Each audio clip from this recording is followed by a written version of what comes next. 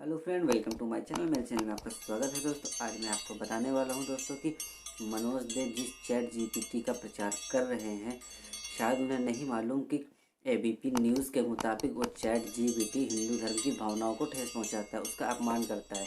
क्योंकि chat GPT से जब हिंदू धर्म के बारे में सवाल किया गया तो वो अपमानजनक उनका आंसर आया। चैट जीपीटी की तरफ से अपमानजनक आंसर आया। जी हाँ, वहीं जब कई धर्म के बारे में उनसे सब उस चैट जीपीटी सवाल किया गया तो वो उस धर्म के पक्ष में उसका जवाब आया। लेकिन जब हिंदू धर्म के बारे में उससे सवाल किया गया तो उसका आपत्तिजनक अपमानजनक आंसर आया। आखिर क्या है वो अपमानजनक आंसर, चलिए देखते हैं एबीपी न्यूज़ के मुताबिक। दोस्तों मिलते हैं वीडियो में, लेकिन उससे पहले चैनल पर नए हैं तो चैनल को सब्सक्राइब करें और सपोर्ट करें।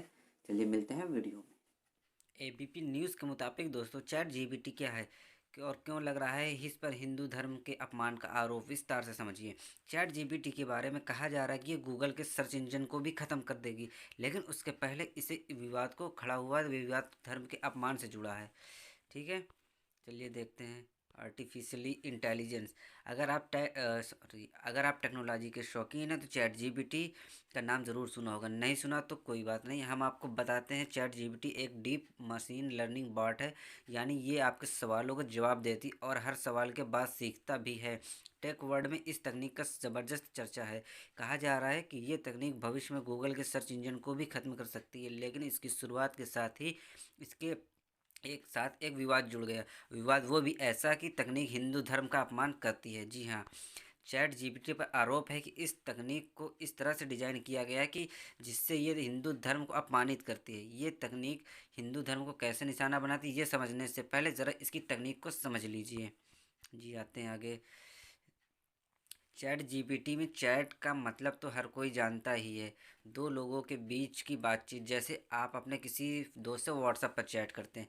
यहाँ पर जीपीटी का मतलब generated pre trade transformer, Google search engine की तरह इसके पास भी हर सवाल का जवाब है। आप इससे कोई सवाल कीजिए, आपको एकदम सही जवाब मिलेगा। लेकिन इससे गूगल सर्च इंजन को समझने की भूल ना कीजिए, ये बहुत आगे की चीज़ है। ज़रा आसानी से समझते हैं इसको, ठीक है। गजब है चैट जीपीटी। मान लीजिए कि आपको ऑफिस से छुट्टी चाहिए, बॉस को अर्जी देनी। कुछ मत कीजिए, चैट जीपीटी पर जाइए, निर्देश दीजिए, अगले पल आपकी एप्लीकेशन तैयार हो जाएगी। एप्लीकेशन तैयार क्या है यार ये।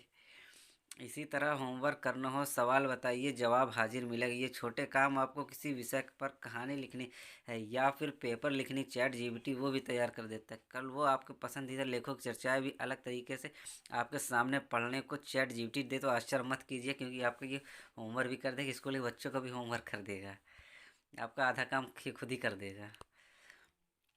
देखिए, अब लौटते हैं अपने सवाल पे, ठीक है। जो हमारा सवाल था कि ये हिंदू धर्म का अपमान कैसे करती है, ठीक है।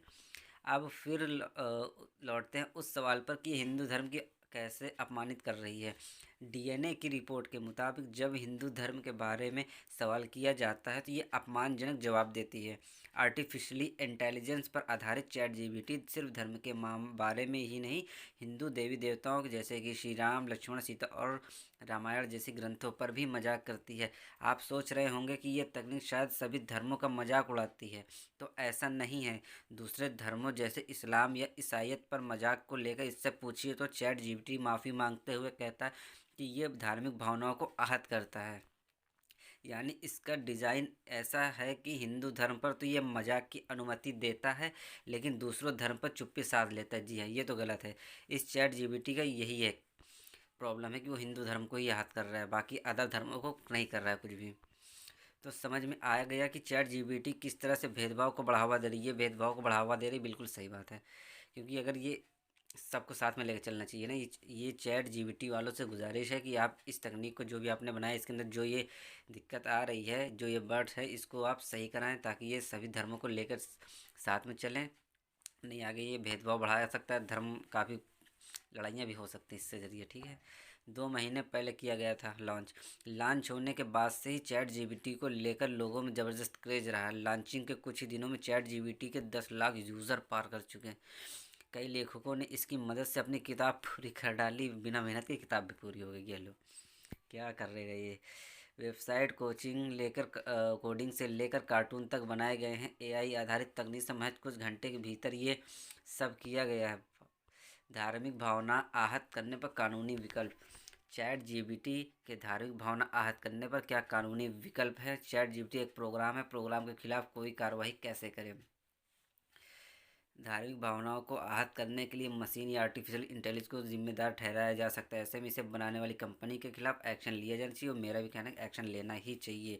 तो मनोज देव भैया से गुजारिश है कि इसको प्रचार करने से पहले इसके बारे में जान लीजिए कि हिंदू धर्म को कैसे क्यों आहत कर रहे, इसके बारे में कंपनी को मेल किया जाए, कंप्लेन किया जाए, जो भी हो, कि ये ऐसा क्यों कर रही है। इसका जवाब हिंदू धर्म के पक्ष में क्यों नहीं, ये विरोध में ही क्यों आता है, जबकि कई अदर धर्मों पे क्यों नहीं दे रहा है।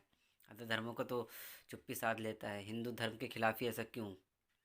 तो ये इसको बनाने वाले से भी गुजारिश है, मनोज देव भैया से भी गुजारिश है कि इसको अपने संज्ञान में लें और जो हो सके इस पर आप कंप्लेन करें, ताकि ये चैट जीपीटी भी सुधारा जा सके और सारे धर्मों को पक्ष में साथ में लेके चले। ठीक है, तो आपने देखा कि ठीक है, आपने देखा आज कि कैसे चैट जीपीटी हिंदू धर्म की भावना को ठेस पहुंचा रहा है, जबकि अदर धर्मों को वो अपने पक्ष में ही ले रहा है।